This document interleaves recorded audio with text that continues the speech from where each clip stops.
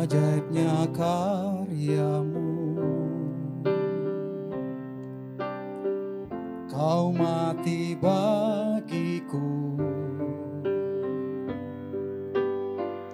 Kau hapus semua dosaku dan jadikan aku anakmu. Kau janji padaku setia peliharaku dalam suka dan duka hidupku, pimpinku selalu mendengar suaramu. Temuiku Tuhan di langkah hidupku. Buka mataku melihat mereka yang membutuhkan. Sentuh hatiku ya Tuhan, mencintaimu lebih lagi, sehingga mereka pun temuimu di dalamku.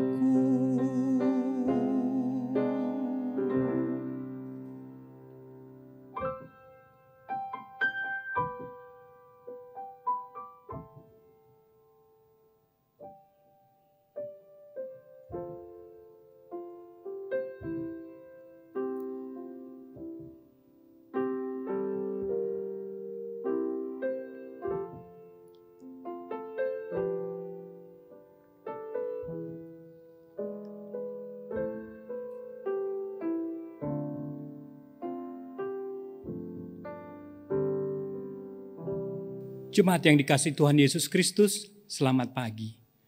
Puji Tuhan atas kasih dan anugerah-Nya pada hari ini, Minggu 29 Maret 2020. GKI Pondok Indah dapat menyelenggarakan siaran ibadah dalam rangka mendukung himbauan pemerintah untuk melakukan aktivitas di rumah kita masing-masing. Mohon perhatian untuk beberapa pokok warta minggu ini.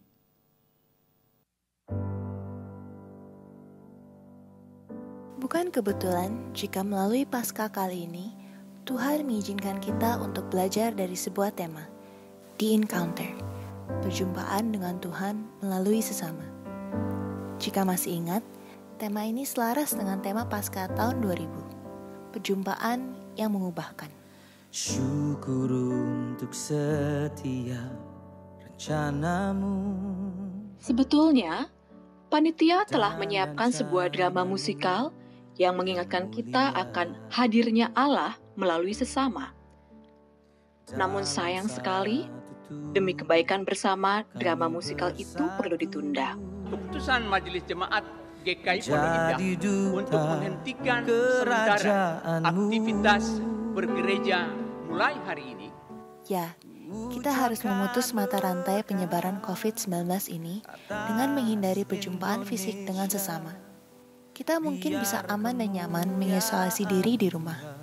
Tapi tahukah, di luar sana ada orang yang harus meninggalkan keluarga mereka, meresikokan nyawanya untuk menyelamatkan nyawa sesamanya. Bagi bangsa ini, mereka adalah manusia-manusia yang memberanikan diri, berdiri dan bertindak di baris terdepan penanganan COVID-19. Rumah Sakit Cikini adalah salah satu rumah sakit yang saat ini juga menangani kasus COVID-19.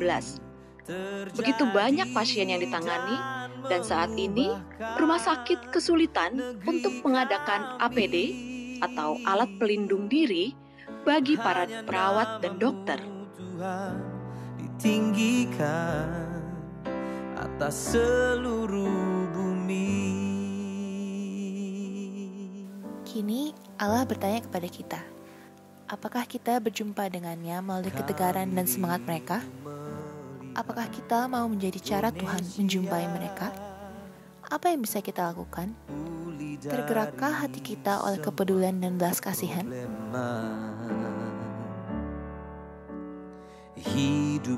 Mari kita persembahkan sebagian dari apa yang Allah anugerahkan kepada kita untuk menolong mereka.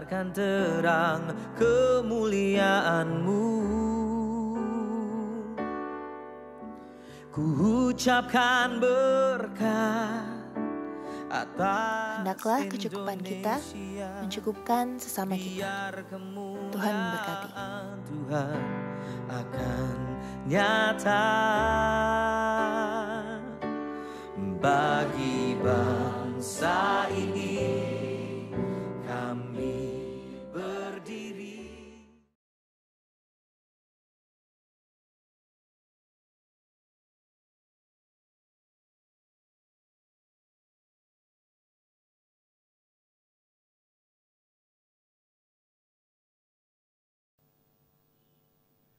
Demikianlah pokok warta minggu ini.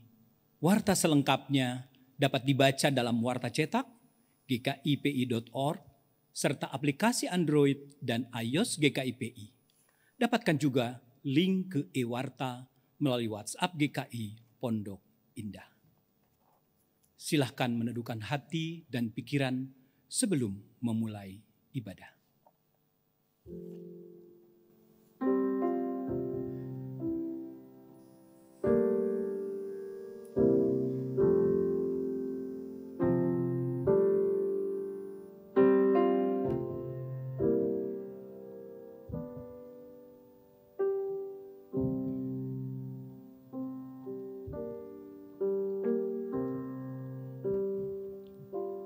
Kami mengundang umat Tuhan untuk bangkit berdiri. Aku mau menyanyikan syukur kepadamu dalam jemaah yang besar. Di tengah-tengah rakyat yang banyak, aku mau memuji-muji Engkau. Saudara, Allah hadir bagi kita. Marilah kita bersama-sama menyanyikan Kidung Jemaat 18, ayatnya yang pertama dan 4.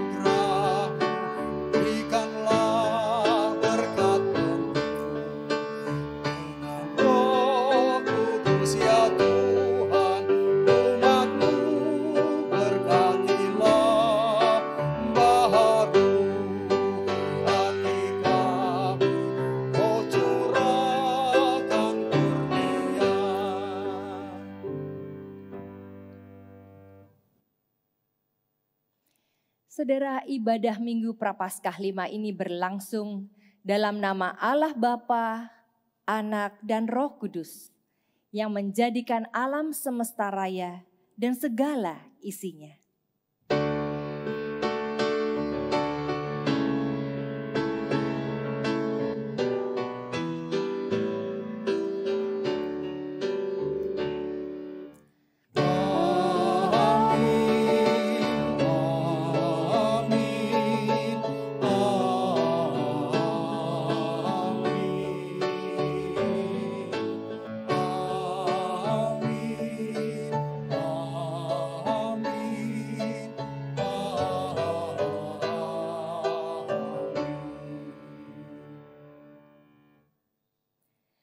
kasih Allah Bapa, Anak, dan Roh Kudus yang selalu rindu menjumpai umatnya, kiranya beserta saudara sekalian.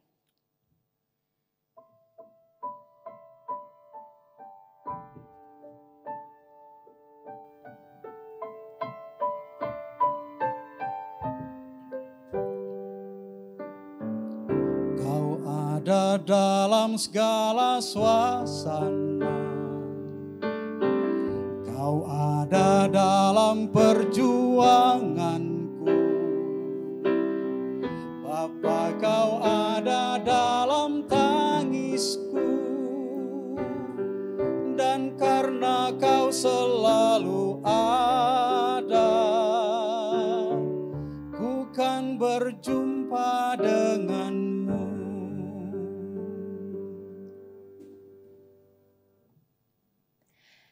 Saudara, dalam setiap peristiwa kehidupan, kita dapat menjumpai Allah. Di dalam peristiwa suka dan duka, Allah selalu hadir. Situasi ini masih memaksa kita untuk beribadah di rumah kita masing-masing. Namun saudara, kita tetap dipersatukan oleh Allah melalui Roh Kudus. Allah tetap menjumpai kita, baik secara pribadi maupun sebagai satu persekutuan. Mari kita nyanyikan Agunglah Kasih Allahku, NKB 17, 1 dan 3.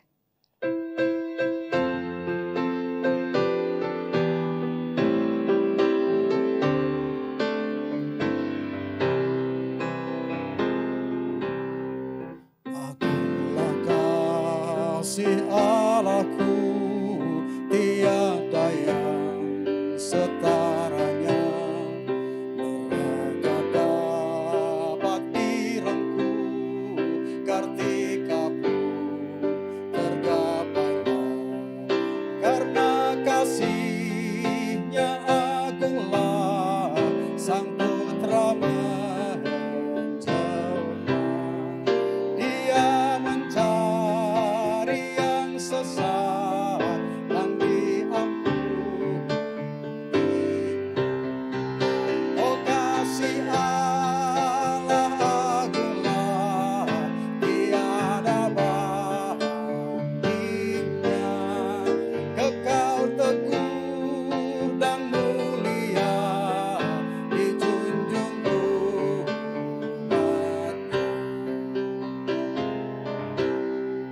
Andaikan laut tintanya dan langit jadi kertasnya,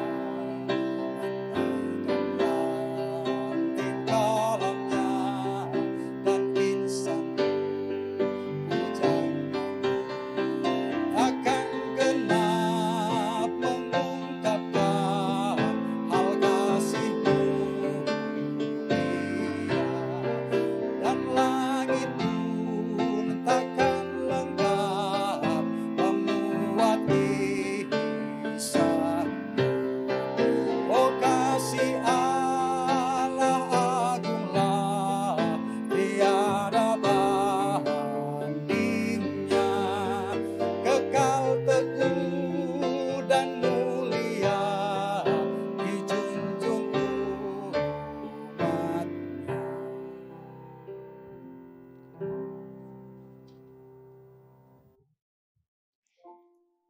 Saudara, tidak setiap perjalanan hidup kita mencerminkan pengakuan percaya kita kepada Allah.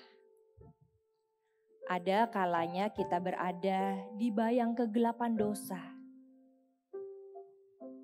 Kita mencari Allah, namun seolah Ia tidak dapat kita jumpai.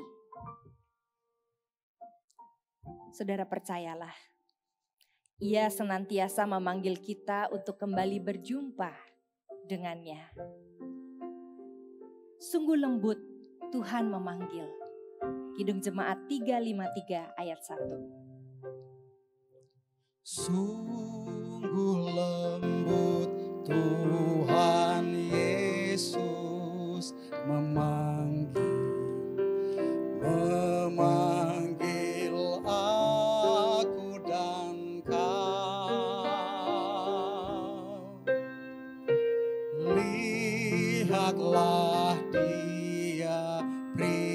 batin menunggu aku dan kau. Mari datanglah, kau yang lelah, mari datanglah. Sungguh lembut Tuhan Yesus memanggil, kau yang sesat, marilah.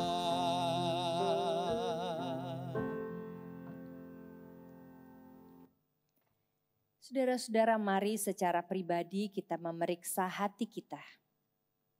Akuilah kesulitan hidup seperti sakit penyakit, masalah finansial, relasi dengan sesama yang memburuk, kegagalan usaha, kehilangan orang yang dikasihi, dan banyak lagi peristiwa yang tidak menyenangkan, yang sering membuat kita tidak mengenali dan menjumpai Allah yang Maha Hadir.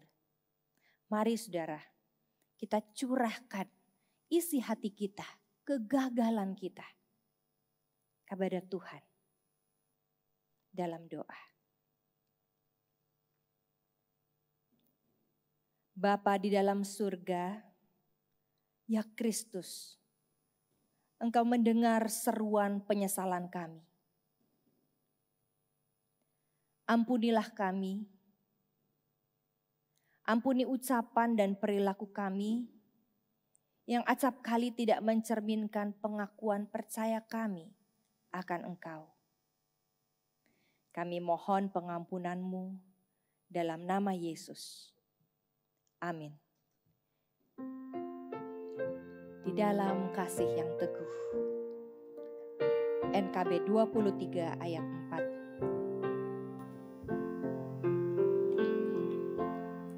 Semakin tinggi ku tempuh, semakin damai hatiku, sebab kasih-Nya yang penuh, Dia mengangkatku dari lembahku, direngkuh dengan tangan-Nya yang lembut. Gelap lenyap, terbitlah terang, oh syukurku diangkatnya.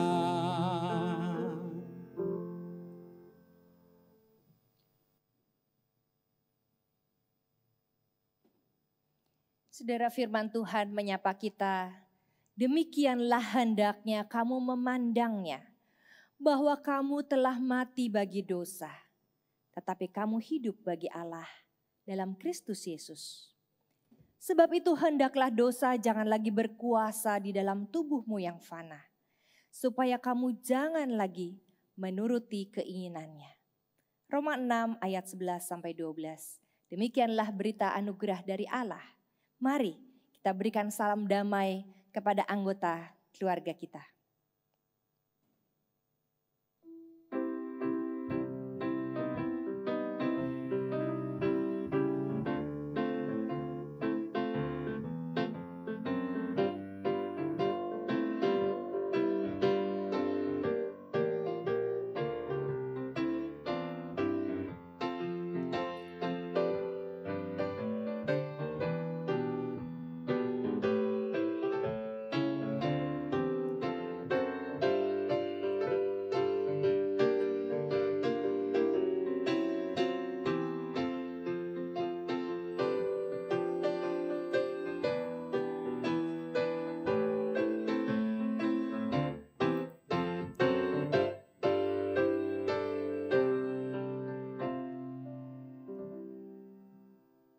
Saudara, yakinilah bahwa Tuhan hadir. Tuhan, Engkaulah hadir. NKB 216 bait 1 dan 3.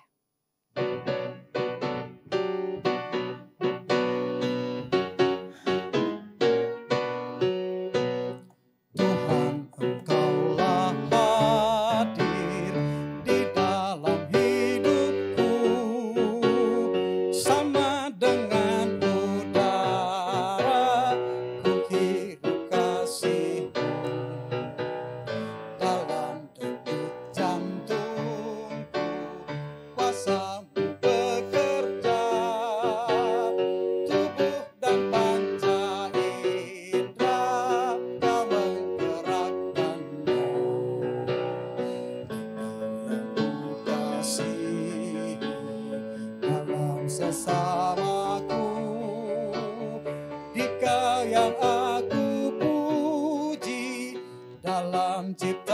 kejayaanmu.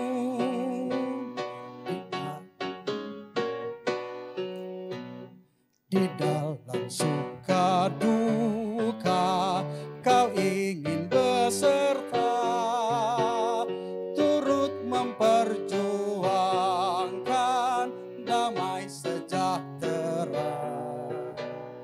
Kau datang dalam Kristus, dosa dihapusnya, dalam kerajaanmu kau ubah dunia. Engkau yang kukasihi dalam sesamaku, Dikau yang aku puji dalam ciptaanmu.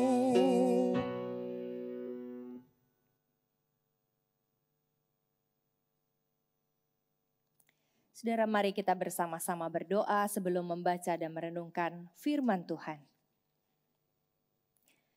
Bapa yang ada di dalam surga, kami sungguh merindukan, merasakan Engkau hadir di dalam hidup kami. Sama seperti udara yang kami hirup. Merasakan hadir dalam detak jantung kami. Kami ingin merasakan bagaimana kami dicinta oleh Tuhan secara utuh. Bahkan kami ingin dilimpahi oleh Engkau dengan hikmat-Mu. Khususnya akhir-akhir ini ketika kami bergumul dengan banyak berita yang kami dengar. Dan apa yang kami alami. Itu sebabnya kami mohon biarlah kuasa Roh Kudus bekerja. Membuat kami di dalam waktu-waktu ini boleh berjuang bersama Tuhan, bersama kerabat, kawan, dan keluarga kami. Dengan firman Tuhan, dengan pesan Tuhan, disapa oleh Tuhan yang penuh kasih. Berbicaralah ya Bapa, di dalam nama Tuhan Yesus Kristus kami berdoa. Amin. Saudara, izinkan saya menyapa semua orang yang membaca Alkitab kita dari Yohanes 11 ayat 1 sampai 45. Dengan bercerita terlebih dahulu dari 1 sampai 19 mengenai apa yang terjadi dalam perikop ini. Dan izinkan saya untuk menceritakan dengan bahasa yang mudah dimengerti oleh kaum muda dan anak-anak. Saudara-saudara, dalam bacaan kita jadi di Yohanes 11 ayat pertama dikatakan Lazarus sakit. Ia tinggal di Betania bersama dengan Maria dan Marta. Maria adalah seorang yang meminyaki kaki Yesus dengan minyak mur dengan rambutnya. Sementara Lazarus adalah saudaranya. Satu kali saudara-saudara seorang utusan menjumpai Yesus dan murid-murid dengan pesan, Lazarus sakit Tuhan. Apa jawab Yesus? Tenang, gak akan dia mati. Tapi akan kemuliaan Tuhan dinyatakan. Saudara, Yesus sangat mencintai Maria, Marta dan Lazarus. Herannya di ayat yang ke-6, Yesus sengaja 2 hari tinggal di tempat di mana dia ada. Dan ia di ayat 11 mengatakan kepada murid-murid, tenang, Lazarus itu tidur, nanti kita bangunkan. Itu sebabnya dalam ketidakmengertian murid-murid dia menjawab kalau dia tidur tentu dia akan bangun dan dia akan sembuh Tuhan. Herannya di ayat 14 Yesus segera mengatakan, oh enggak, dia mati. Dan benarlah di ayat ke-17 saudara Yesus melihat Lazarus yang mati yang ada di dalam kubur. Dan di ayat 19 dilanjutkan, banyak orang datang menghibur Maria dan Marta. Dan saat Maria, Marta tahu bahwa Yesus datang, khususnya Marta, di ayat ke-20, di ayat ke-19, dia datang segera menjumpai Yesus. Saudara, kita akan membaca bersama-sama ayat ke-20 sampai 45. Dan ketika Marta mendengar bahwa Yesus datang, ia pergi mendapatkannya. Tetapi Maria tinggal di rumah.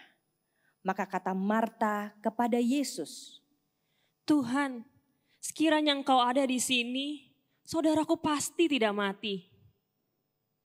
Tetapi sekarang pun aku tahu bahwa Allah akan memberikan kepadamu segala sesuatu yang engkau minta kepadanya. Kata Yesus kepada Marta. Saudaramu akan bangkit. Kata Marta kepadanya. Aku tahu bahwa ia akan bangkit pada waktu orang-orang bangkit pada akhir zaman. Jawab Yesus. Akulah kebangkitan dan hidup.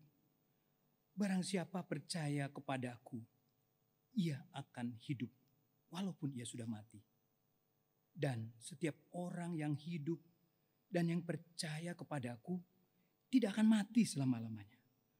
Percayakah engkau akan hal ini? Jawab Marta. Ya Tuhan, aku percaya bahwa engkaulah Mesias anak Allah. Dia yang akan datang ke dalam dunia. Dan sesudah berkata demikian, ia pergi memanggil saudaranya Maria dan berbisik kepadanya. Guru ada di sana dan ia memanggil engkau. Mendengar itu Maria segera bangkit lalu pergi mendapatkan Yesus. Tetapi waktu itu Yesus belum sampai ke dalam kampung itu. Ia masih berada di tempat Marta menjumpai dia. Ketika orang-orang Yahudi yang bersama-sama dengan Maria di rumah itu untuk menghiburnya melihat bahwa Maria segera bangkit dan pergi keluar, mereka mengikutinya karena mereka menyangka bahwa ia pergi ke kubur untuk meratap di situ. Setibanya Maria di tempat Yesus berada dan melihat dia, tersungkurlah ia di depan kakinya dan berkata kepadanya, Tuhan, sekiranya engkau ada di sini, saudaraku pasti tidak mati. Ketika Yesus melihat Maria menangis dan juga orang-orang Yahudi yang datang bersama-sama dia, maka masyurlah hatinya. Ia sangat terharu dan berkata, Di manakah dia kamu baringkan? Jawab mereka, Tuhan, marilah dan lihatlah. Maka menangislah Yesus. Kata orang-orang Yahudi, lihatlah betapa kasihnya kepadanya. Tetapi beberapa orang di antaranya berkata, Ia yang memelekkan mata orang buta. Tidak sanggupkah ia bertindak? Sehingga orang ini tidak mati. Maka masyurlah pula hati Yesus, lalu ia pergi ke kubur itu. Kubur itu adalah sebuah gua yang ditutup dengan batu. Kata Yesus, Angkat batu itu. Marta, saudara orang yang meninggal itu berkata kepadanya, Tuhan, ia sudah berbau sebab sudah 4 hari ia mati. Jawab Yesus, Bukankah sudah kukatakan kepadamu, jikalau engkau percaya, engkau akan melihat kemuliaan Allah. Maka mereka mengangkat batu itu.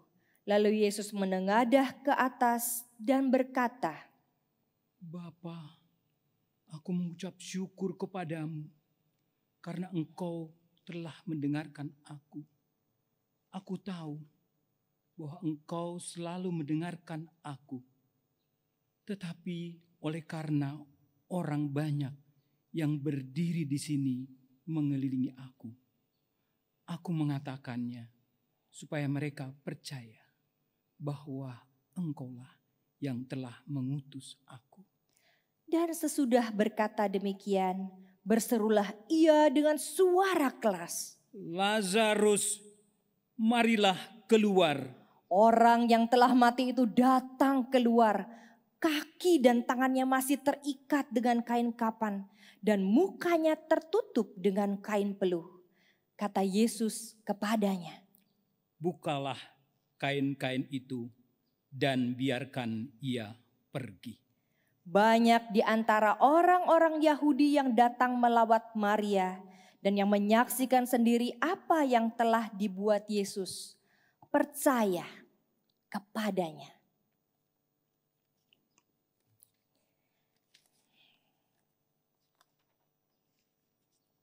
Demikianlah sabda Allah.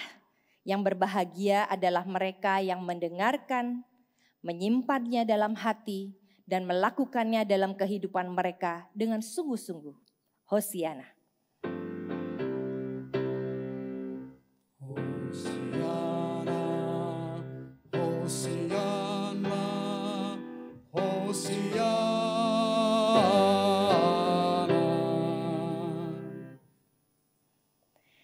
Selamat pagi menjelang siang saudara-saudara yang dikasihi oleh Kristus. Saudara-saudara, kalau saya jadi Maria dan Marta, saudara, saya akan bilang, harusnya engkau tahu Tuhan, Lazarus itu sakit dan sekarang sudah 6 hari dia mati. 4 hari dia mati, 2 hari dia sakit, terlambat. Sudah bau dia 39 saudara. Saudara-saudara, di tengah suasana isolasi, sakit, duka yang melanda. Apakah saudara juga sempat memiliki dialog yang jujur kepada Tuhan? Dengan mengatakan, kau tahu gak Tuhan? Ini COVID menyebar kemana-mana, masker sulit, rumah sakit penuh. Belum ada penawar yang ada di tangan. Dan sampai kapan kami harus menunggu? Bertindaklah segera. Saudara, apa respon Yesus? Respon Yesus pada Maria dan Marta. Ada 2 saudara. Di ayat 35, maka menangislah Yesus. Di ayat 38, maka masgyullah hatinya. Kata masgyul itu saudara lebih daripada sekedar nangis. Kata dalam bahasa Yunani embrimastai itu berarti menangis sampai tidak ada lagi air mata. Deeply move in spirit. Ada sebuah gerakan dalam roh, dalam hatinya. Masalahnya saudara, di ayat ke-6, kita tahu bahwa Yesus sengaja menunda kepergiannya bertemu dengan Lazarus, Maria dan Marta. Dia gak buru-buru datang. Karena dia tahu Lazarus sakit, Lazarus mati, dan Lazarus akan bangun. Herannya saudara, kenapa Yesus nangis? Dalam pengalaman menghadapi orang berduka atau berduka saudara, setidaknya ada beberapa alasan orang menangis. Menangis karena guilty feeling. Sesuatu yang terjadi di masa lalu dan tidak bisa diulang kembali. Kenapa dari dulu saya gak begini? Atau kenapa terjadi ini dan itu, orang tidak seperti ini dan itu. Tangisan sebuah guilty feeling atau rasa bersalah. Ada tangisan juga karena sedih, kecewa, marah. Sekarang ini karena kenalan, keluarga, kawan, sakit dan apa yang terjadi dengan berita-berita yang terjadi. Jadi di tangisan menyesal di masa lalu, tangisan masa kini karena menghadapi situasi yang membuat sedih, kecewa dan marah. Atau tangisan di masa yang akan datang, takut, ada sebuah kekhawatiran. Gimana ke depan, gimana kalau Tuhan ambil, gimana kalau tidak siap, gimana kalau menderita. Pertanyaannya saudara, Yesus ini nangis jenisnya yang mana? Kita gak tahu jawabannya sampai ada kesaksian orang-orang Yahudi mengatakan di ayat ke-35 dan selanjutnya, lihat dia menangis karena kasihnya. Karena kasihnya. Ini bukan Yesus sendiri yang bicara saudara, tetapi beberapa orang dikatakan melihat bahwa ekspresi rasa Yesus itu adalah karena cinta. Karena cinta. Ini kan mereka yang menonton Yesus, saudara. Kita menonton peristiwa ini. Kita lihat Yesus tahu ada orang bakal mati dan nanti akan dibangkitkan. Tapi kok Yesus nangis? Ini sangat membingungkan sebetulnya saudara. Saya kira buat saya ini dalam perenungan saya relevan dengan keadaan yang kita alami sekarang. Ini kalau boleh jujur mengatakan ini ada sebuah permainan apa? Ada virus, banyak orang sakit dan menderita serta mati. Lalu nanti ada penawarnya, ada vaksinnya. Apakah permainan seperti ini juga yang hendak dimainkan oleh Yesus? Ada virus, ada vaksin. Ada kesulitan, ada jalan keluar. Seperti sebuah permainan hidup saudara.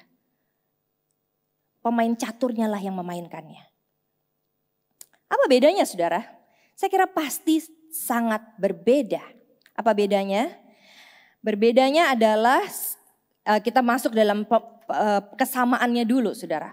Apa yang sama? Yang sama adalah Maria, Marta meratap bersama dengan saudara-saudaranya, meratapi hidup. Dan Yesus masuk dalam ratapan itu. Yesus menangis. Yesus menangis. Saya kira ada banyak orang masuk dalam ratapan di masa-masa ini. Meratap, menangis, sedih, kecewa, marah, merasa bersalah, bahkan khawatir. Meratap. Tapi ratapan atau tangisan air mata Yesus tidak stop ketika tahu realita dan punya rasa. Yesus tidak stop untuk ikut menangis, meratap. Yang dia lakukan yang berbeda dari dunia ini adalah Yesus memberi hidup.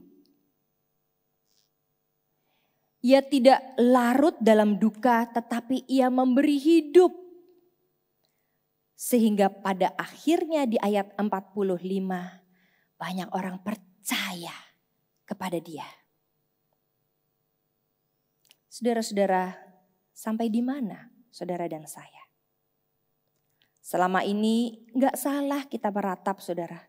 Kita sedih, berduka, bahkan menyelami perasaan orang-orang yang kesulitan dengan berita-berita yang ada. Tapi pertanyaannya, apakah dengan hadirnya saudara sebagai orang percaya, saudara memberi hidup dan mengalami hidup dalam perjalanan spiritualitas ini? Menjalani hidup, mengalami hidup, dan memberi hidup adalah sebuah pilihan. Kita percaya bahwa dalam keadaan seperti ini, Allah hidup, Allah ada. Allah merancang yang baik, Yeremia 29 ayat 11. Merancang masa depan yang penuh pengharapan dan damai sejahtera.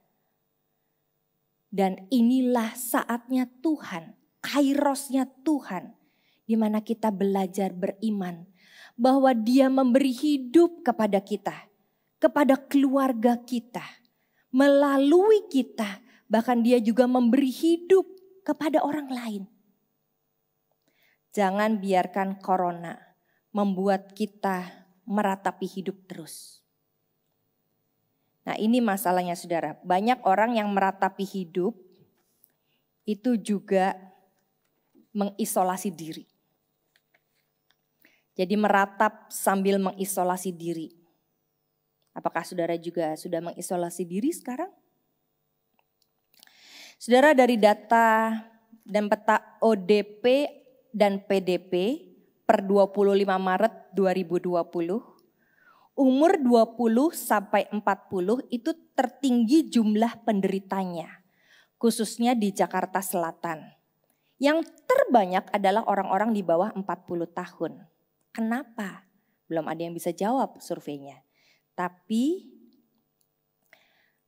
kaum muda adalah kaum yang paling sulit untuk sebetulnya melakukan dan membedakan isolasi diri dan isolasi tubuh. Kalau orang-orang tua di atas 50, 60 udah langsung lockdown, tutup pintu, kunci rumah dengan semua perbekalan yang ada. Seperti si semut yang sudah mengumpulkan pundi-pundi dan semua yang dia miliki. Tapi anak muda gampang, bisa gojek, bisa pergi ke restoran sebentar, bisa ke kafe, kerja-kerja sedikit, saya sehat kok, tambah olahraga. Nah saudara, perlu dibedakan antara mengisolasi diri dengan mengisolasi tubuh. Yang terjadi ini jangan-jangan seringkali sebaliknya saudara. Orang tidak mengisolasi tubuh tapi mengisolasi diri. Pergi kemana-mana sendirian, minum kopi, jalan-jalan. Pokoknya saya gak ketemu orang. Yang penting saya jalan-jalan tetap. Saudara-saudara, kami juga bergumul dalam duka, dalam kesulitan, keprihatinan yang kami rasakan sebagai tim pendeta, saudara. Kami bikin rate siapa orang yang paling banyak, paling nakal, saudara, untuk mengisolasi tubuh. Karena naturnya kebanyakan kami tidak suka mengisolasi diri. Jadi muncullah bikin read, gak perlu tahu siapa yang paling atas. Tapi kita semua punya kecenderungan dua hal ini dan tidak mau memisahkan keduanya. Antara mengisolasi tubuh dengan mengisolasi diri. Nah saudara-saudara, orang yang mau memberi hidup, dia tidak mengisolasi diri.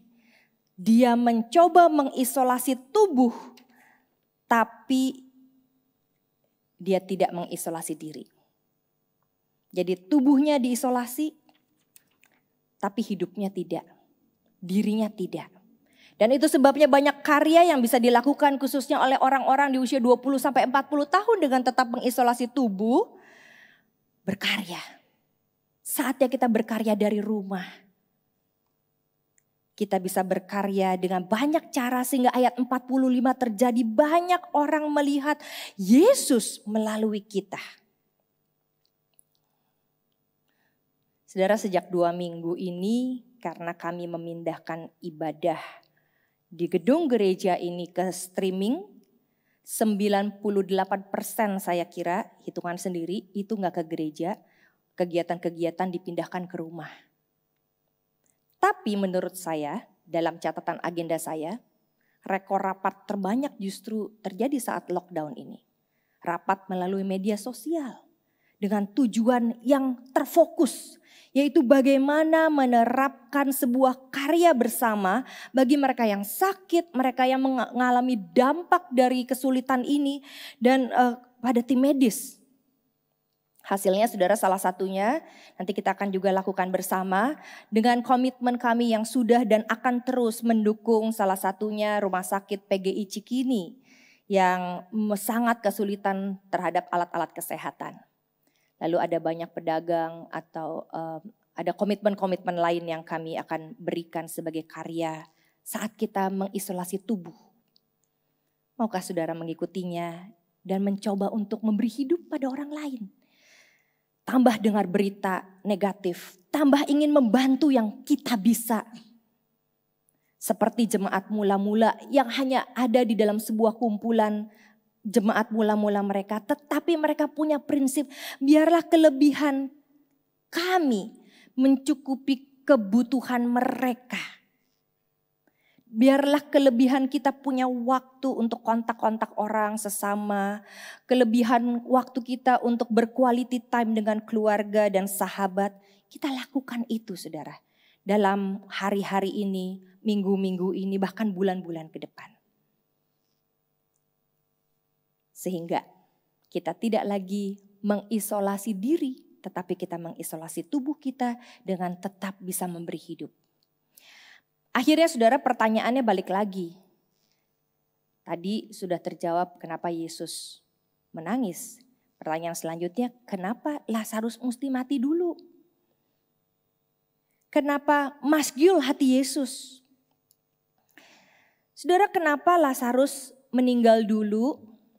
Karena sesungguhnya Yesus hendak mau bicara kepada kita di ayat 4 saudara. Penyakit itu tidak akan membawa kematian, tapi akan menyatakan kemuliaan Allah. Saya mau potong menjadi sebuah pesan yang masih relevan pada zaman ini. Karena penyakit itu akan menyatakan kemuliaan Tuhan. Bagaimana mungkin? Kalau tadi kita percaya bahwa Yesus menangis bersama kita karena cintanya. Dia turut hadir menyapa dan empati kepada kita. Selanjutnya ketika Yesus masgul, apa yang terjadi saudara? Karena apa dia masgul? Kalau kita lihat saudara, budaya orang pada zaman itu hampir serupa dengan apa yang kita alami sekarang. Begitu orang meninggal, mereka tidak membuka kesempatan orang untuk duduk-duduk, menghibur yang berduka, makan dan minum. Tidak ada orang boleh makan minum di depan orang yang meninggal. Sampai pada akhirnya ditutup, dikuburlah dia. Baru setelah itu keluarga yang berduka pulang ke rumah, duduk di bawah, meratap, sedih, berduka, dan yang lain datang menghibur dengan makan dan minum. Nah disitulah katanya sebuah simbol kehidupan, symbol of life. terjadi. Di mana orang memberi hidup kepada orang yang berduka. Nah, ini menjadi masalah, saudara. Kenapa? Karena di saat orang sedang memberi hidup, terjadilah sebuah pernyataan di ayat ke-37. Ia kan sudah memelekkan orang buta, gak sanggup apa bertindak sehingga orang ini gak mati. Ada sebuah pelecehan terjadi terhadap Yesus, saudara. Dan itu sebabnya masgiulah hati Yesus. Karena roh Tuhan marah, ada sebuah gerakan roh Tuhan di dalam sana mengekspresikan sebuah kesedihan karena keraguan, permusuhan, kepura-puraan, egoisme dunia, dan ketidakpercayaan dunia terhadap Yesus yang penuh kuasa dan cinta. Saudara-saudara, penyebaran COVID-19 dapat membuat kita menjauh dari Tuhan. Sehingga kita marah. Kita marah mungkin bukan pada Tuhan. Kita marah pada orang-orang yang gak cepat tanggap atas keluarga kita yang sakit. Kita marah bisa jadi pada entah pemerintah, pemberi berita, atau siapapun orang yang memberikan pernyataan-pernyataan yang menyinggung perasaan kita. Dan akhirnya kita menjauhkan diri dari Tuhan. Kita tidak bisa melihat mereka sebagai cara Tuhan menyatakan cinta kepada kita. Melainkan sebagai cara yang menjatuhkan dan mematikan iman kita. Mematikan dan tidak menghidupkan diri kita. Pertanyaannya, apakah itu yang Tuhan harapkan dari orang percaya? Menjauhkan diri dari Tuhan? Atau Tuhan justru menghendaki kita untuk mendekatkan diri kepada Dia? Mendekatkan diri pada hidup, memaknainya, sehingga akhirnya memuliakan Tuhan. Ada sebuah relasi yang baik, ada relasi yang baru, new relationship. Karena kita memberi hidup dan kita mendekatkan diri mengalami hidup, maka ada sebuah relasi yang baru dengan Tuhan. Saya membayangkan ada banyak orang-orang menjadi lebih dekat kepada Tuhan, menyetel atau menyalakan lagu-lagu rohani. Lalu mencoba percaya akan lagu-lagu dan firman yang dibaca. Sehingga akhirnya hiduplah iman kita di masa-masa seperti ini.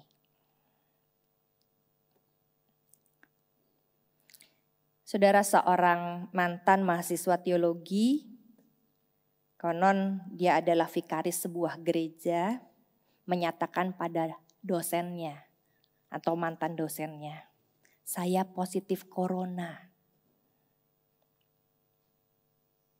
Apakah dia menjauhkan diri dari Tuhan? Apakah seorang lulusan teologi mengisolasi diri dan tubuhnya? Apakah seorang yang katanya berkomitmen untuk melayani Tuhan dan memimpin umat meratapi hidup? Tidak, saudara. Yang menginspirasi adalah di hari pertama,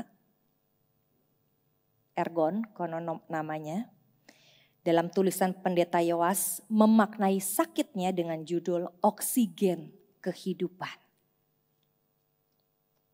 Apakah saat ini dia sembuh atau tetap sakit?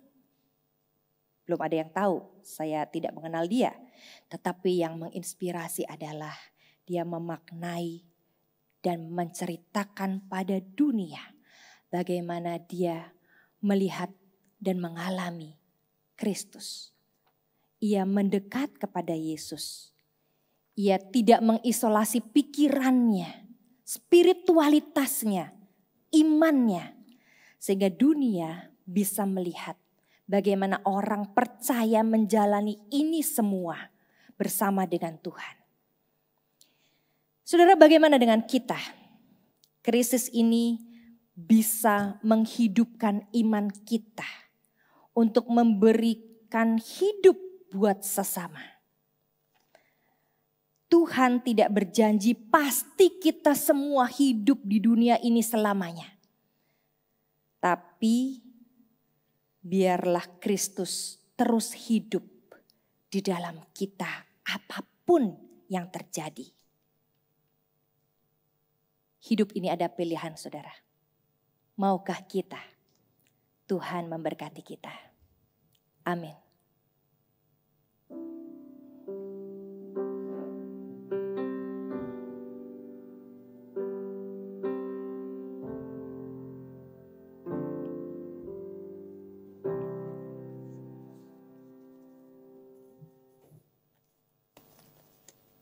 Jemaat kami undang untuk berdiri.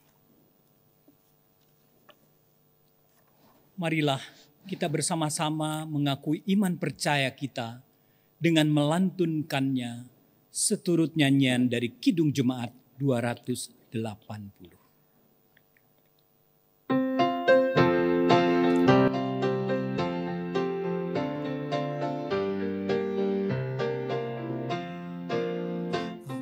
Percaya Allah yang kekal, yang oleh sabda kita kenal. Bapa pencipta alam semesta, yang mengasihi manusia. Aku percaya Putra Tunggalnya, yang disalibkan di Golgota, dari kubur bangkit dan menang, naik ke sorga dalam terang. Aku percaya pada Roh Kudus yang mendiami kita terus. Aku percaya gereja yang esa, jadi suci di dalamnya.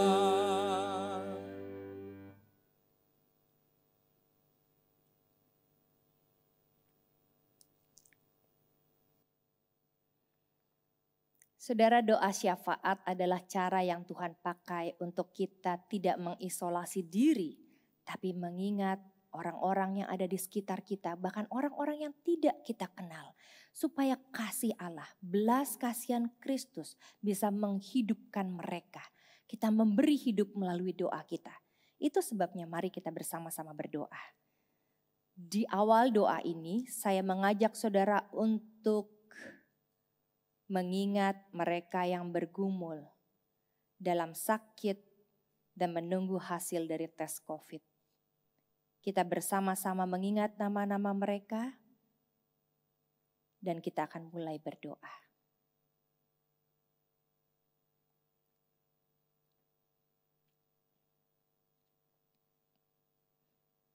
Bapa yang ada di dalam surga, saat ini kami mau berdoa untuk mereka yang bergumul dengan keluarga, kerabat, dan kawan yang menunggu hasil tes COVID, bahkan terbaring sakit tanpa daya. Kami berdoa biarlah dalam keadaan seperti ini, kami dan mereka sama-sama melihat bahwa ini adalah sebagai cara kami untuk berbicara kepada Tuhan dan mendengarkan suara Tuhan dalam hening dan ketidakberdayaan. Sapalah setiap kami, sapalah mereka dengan cinta Tuhan dan pesan Tuhan yang jelas. Sehingga iman kami menjadi hidup dan kami dapat memberi hidup pada sesama kami. Kami juga mau berdoa buat mereka yang menderita dan kritis terhadap sakit ini. Kami dan mengalami krisis dalam hati mereka dan pikiran mereka. Hadirlah ya Tuhan di tiap tarikan nafas mereka. Memberikan kelegaan kepada pasien dan keluarga dengan cara Tuhan yang kreatif dan ajaib. Kami mau berdoa juga buat teman-teman yang menemani mereka yang sakit, mereka yang sedang khawatir, mereka yang sendirian, mereka yang mengalami dampak dari krisis ini.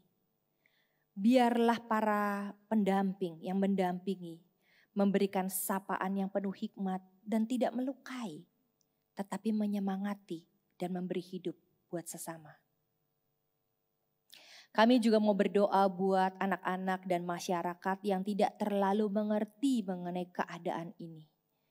Biarlah orang tua dan masyarakat yang mengerti mencoba memahami keterbatasan mereka untuk terus mengedukasi sehingga isolasi tubuh terjadi tanpa membuat kami mengisolasi diri, kepedulian kepada sesama kami. Kami juga mau mengingat berdoa untuk para pemimpin di rumah, di tempat kerja, di lembaga-lembaga, khususnya juga lembaga agama, di pemerintahan ini. Kami berdoa supaya setiap mereka diberikan hikmat oleh Tuhan menangkap pesan Tuhan untuk diteruskan kepada dunia. Biarlah mereka menjadi saluran berkat yang di dalam kelebihan mereka mencukupi kekurangan dan kebutuhan bawahannya, masyarakat, umat, dan orang-orang yang membutuhkan tangan kasih Tuhan. Sehingga ada kebijakan-kebijakan juga, protokol-protokol yang keputusannya menunjukkan belas kasihan Kristus pada dunia. Akhirnya kami berdoa ya Bapa, pulihkanlah mereka yang terluka dalam nyeri mereka. Sembuhkanlah mereka yang sakit dengan kuasa pemulihan Kristus. Kuatkanlah mereka yang mendampingi. Bangkitkanlah semangat kami untuk menghidupi Kristus dan memberi hidup pada sesama. Bukalah mata dunia ya Bapa, agar memahami Kristus dan kasih Kristus yang sedang terus membanjiri dunia ini. Di dalam nama Tuhan Yesus Kristus yang mencintai kami dan mengajak kami berdoa. Bapa kami yang ada di dalam surga, dikuduskanlah namamu, datanglah kerajaanmu, jadilah kehendakmu di bumi seperti di surga. Dan berikanlah kami pada hari ini makanan kami yang secukupnya. Dan ampunilah kami akan kesalahan kami, seperti kami sudah mengampuni orang yang bersalah kepada kami. Dan janganlah membawa kami ke dalam pencobaan, tapi lepaskanlah kami daripada yang jahat. Karena Engkaulah yang punya kerajaan dan kuasa dan kemuliaan sampai selama-lamanya. Amin.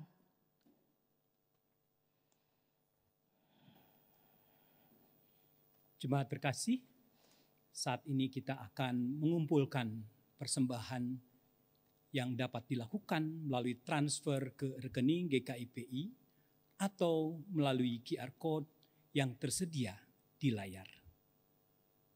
Sebagai ayat pengantar persembahan diambil dari 1 Tawarikh 29 ayatnya yang ke-14. Sebab siapakah aku ini dan siapakah bangsaku, sehingga kami mampu memberikan persembahan sukarela seperti ini. Sebab daripadamulah segala-galanya, dan dari tanganmulah sendirilah persembahan yang kami berikan kepadamu. Kidung Jemaat 322 ayat 1 sampai 3. Terang matahari.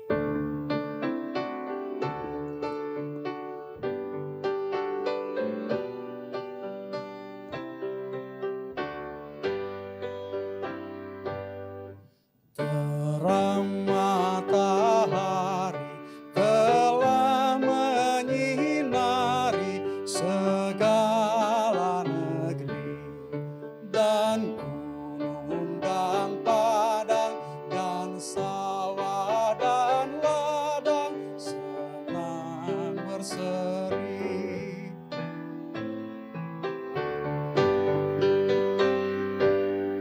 Gembira sekali kulihat kembali terang mereka, dan Bapa di sorga yang Bapakku juga hendak ku sembah.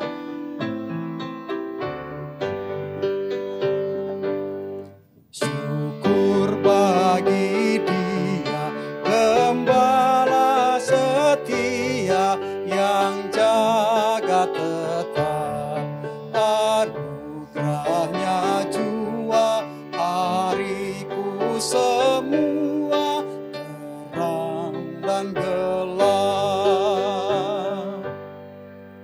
Kami mengundang umat Tuhan untuk bangkit berdiri. Mari kita berdoa. Tuhan Yesus yang baik, Kami mengucap syukur atas segala berkat dan cinta kasih yang terus-menerus kami rasakan dalam kehidupan kami masing-masing.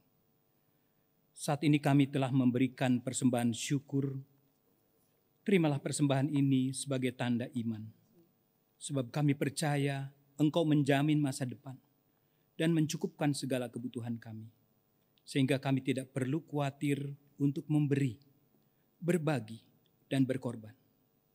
Berkatilah persembahan ini agar dapat dipergunakan oleh gerejamu untuk perluasan kerajaan-Mu di dunia ini. Hanya di dalam nama Tuhan Yesus kami naikkan syukur kami. Amin.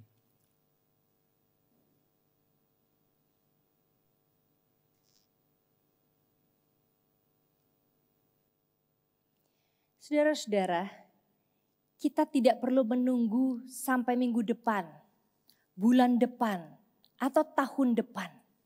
Tapi biarlah saat ini kita yakini bahwa Tuhanlah yang memberi hidup kita. Dan kita dipanggil untuk memberi hidup sehingga banyak orang percaya kepada Dia. Tiap orang harus tahu. PKJ 281 ayat 1 dan 2.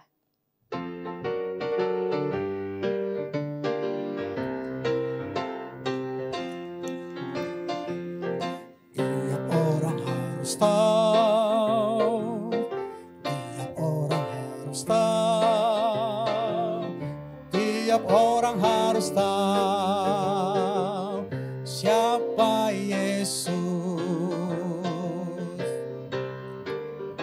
Dia bagai bunga baku,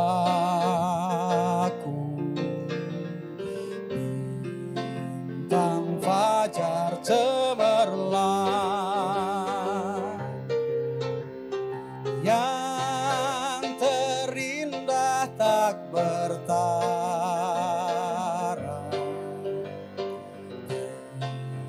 Tiap orang harus tahu, tiap orang harus tahu, tiap orang harus tahu, tiap orang harus tahu siapa Yesus.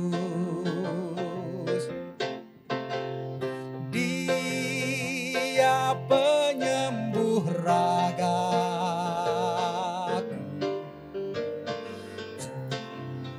juru selamat duniaku. Dia membaptiskan aku dengan api Roh Kudus. Tiap orang harus tahu, tiap orang harus tahu, tiap orang harus tahu siapa Yesus.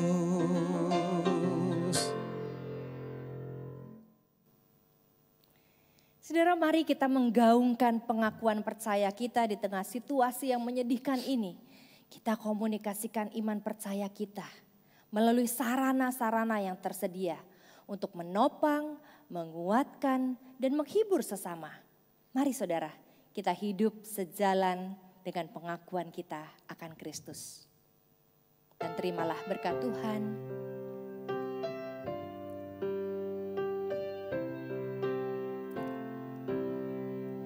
Kasih Tuhan mengiringimu dan sayapnya melindungimu. Tangan Tuhan pegang di dalam hidupmu. Majulah dalam terang kasih-Nya.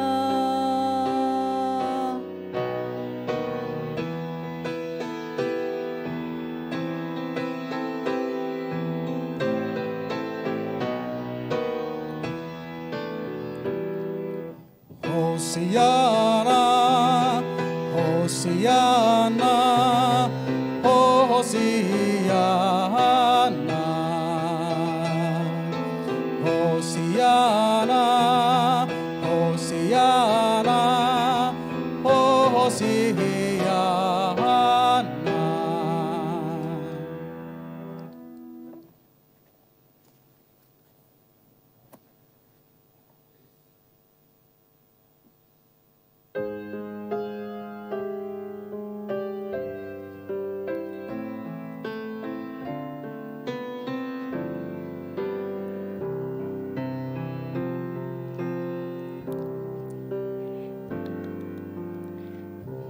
Ajaibnya karyamu,